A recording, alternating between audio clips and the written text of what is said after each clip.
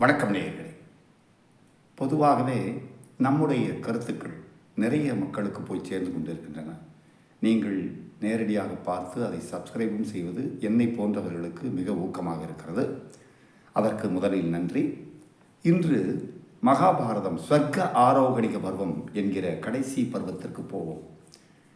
தர்மபுத்திரர், பீமன், அர்ஜுனன், நகுலன், சகாதேவன் மற்றும் திரௌபதி இந்த புண்ணிய பூமியை ஒரு முறை வலம் வந்துவிட்டு தங்களுடைய உயிர்களை ஊக்குவதற்காக ஒவ்வொரு புறமாக போய் கடைசியாக இமயமலையை சென்றடைகிறார்கள்.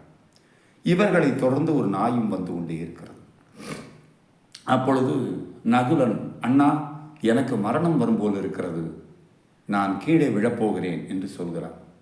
அப்பொழுது தர்மர் பதில் சொல்கிறார், உனக்கு உன்னுடைய சாஸ்திர அறிவை பற்றி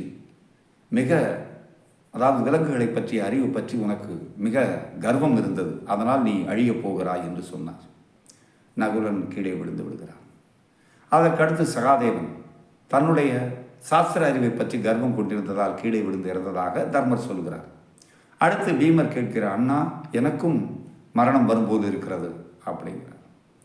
உடனே உன்னுடைய உடல் பலத்தை குறித்து நீ ரொம்ப கர்வமாக இருந்த, அதனால் நீ அழிய போகிற அப்படிங்கிறார். அர்ஜுனர் அதுக்கடுத்து, அண்ணா அப்படிங்கிறார், நீயும் உன்னுடைய வில் வித்தையை பற்றி ரொம்ப கர்வமாக இருந்த, அதனால் அழிய போகிற அப்படிங்கிறார். பாஞ்சாலியும் அதை போலவே நான் அழிய போகிறது மாதிரி எனக்கு தோணுது அப்படின்னோடனே, 5 மாவீரர்களை அடைந்த கர்வத்தில் இருந்தாய் நீ, அதனால் அழிய போகிறாய் அப்படிங்கிறார். இப்போ அவர் திரும்பி பார்க்கவே இல்லை, முன்னாடி பார்த்தே போயிட்டுருக்கிறார். அவரை தொடர்ந்து அந்த நாயும் வந்து கொண்டே இருக்கிறது. ஒரு நாய், அதாவது அது வந்து கொண்டே இருக்கிறது, அவரை பின்தொடர்ந்து வந்து கொண்டே இருக்கிறது.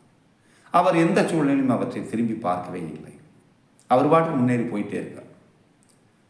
அப்போது சொர்க்கத்திலிருந்து புஷ்ப விமானம் வருது. அதிலே அவர் ஏற போகிறார். பின்னாடி இந்த நாய்க்குட்டியும் ஏற முயற்சி பண்ணது. உடனே அந்த புஷ்ப விமானத்தை கொண்டு வந்த நபர்கள் நாயை தள்ளி விடுறாங்க அந்த பக்கம். உடனே இவர் சொல்கிறார், இல்லை, இந்த நாயும் என் கூடவே உலகத்தை சுற்றி வந்தது, இமயமலையும் சுற்றி வந்தது, எல்லா உயிர்களும் சமம் என்று தான் இறைவன் சொல்லியிருக்கிறார். நல்லா கவனிங்க, இந்து மதத்தில் மட்டும்தான் இது பாகுபாடு கிடையாது என்பதற்கு இது ஒரு உதாரணம். எல்லா உயிர்களும் சமம், நாயும் பூனையும் புழுவும் மனிதனும் எல்லா உயிர்களும் சமம். இந்த நாய் சொர்க்கத்துக்கு வராவிட்டால் நானும் இந்த புஷ்ப விமானத்தில் ஏறப்போவதில்லை என்று சொல்கிறார்.